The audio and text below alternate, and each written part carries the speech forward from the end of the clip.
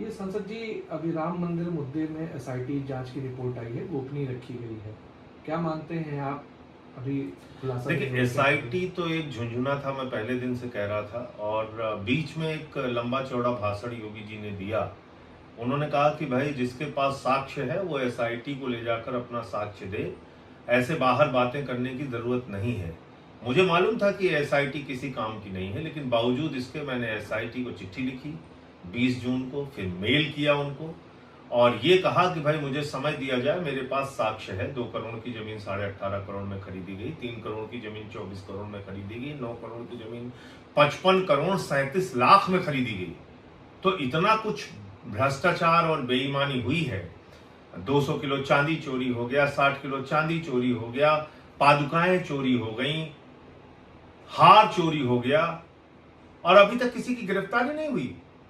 चोरी का माल बरामद भी हो गया, चढ़ावे में दान में जो चोरी हुई उसके माल भी बरामद हो गए। कोई जेल नहीं गया, कोई एफआईआर नहीं हुई। कल वहां फिर वो लोग मंच पे बैठ के आयोजन कर रहे हैं।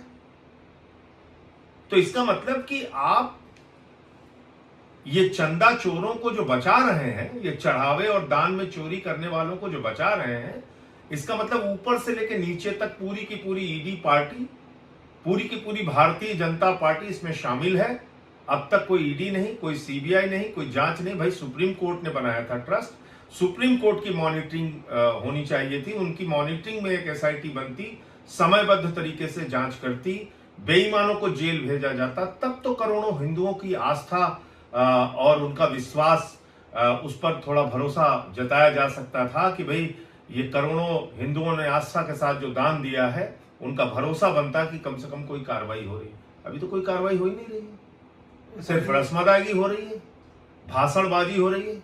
ये ट्रस्ट बनाया किसने? ये ट्रस्ट बनाया है सुप्रीम कोर्ट ने।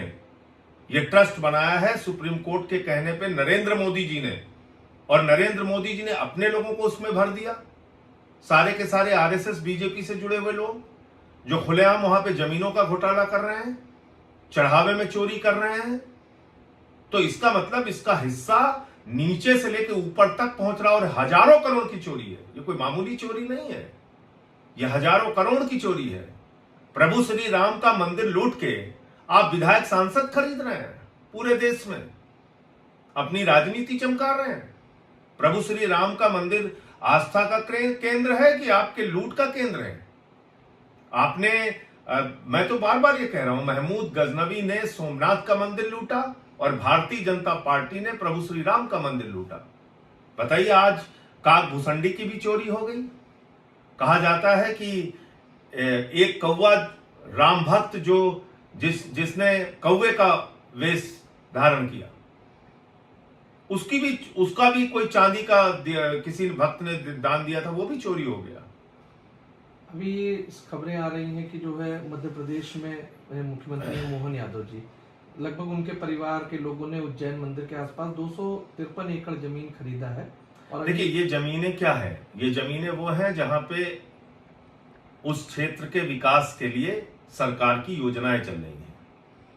और एक मुख्यमंत्री उज्जैन के तीर्थ क्षेत्र के विकास के लिए, उज्जैन के जो वहां उसका धार्मिक महत्व है उसके विकास के लिए हजारों करोड़ रुपए खर्च कर रहा है।